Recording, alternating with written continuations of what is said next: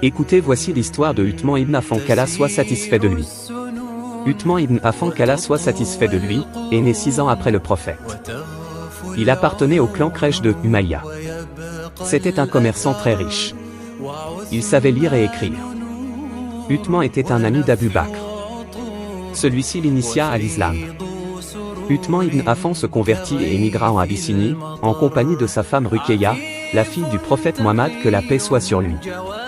Il fut le représentant du prophète pendant le traité de Hudaybiyah. Après la mort de Ruqayya, il épousa Kulthum, une autre fille du prophète.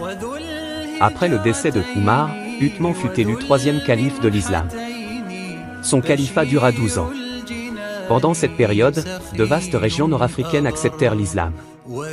À Alexandrie, les Romains connurent une terrible défaite face à la force navale des musulmans.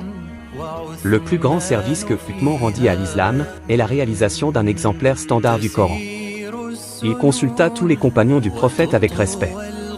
Ils élaborèrent des copies du Coran, qui avaient été collectées pendant le califat d'Abu Bakr. Il commanda à plusieurs scribes d'effectuer les copies, et il les aidait lui-même dans l'écriture et la vérification des copies du texte standard qui furent envoyées dans les différentes contrées du monde musulman. Tous les musulmans lui sont redevables de cette œuvre considérable. Pendant les 6 derniers mois de son califat, Uthman fut confronté à un conflit.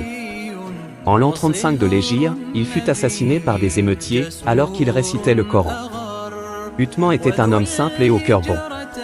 Très généreux, il dépensait beaucoup d'argent pour la cause de l'islam.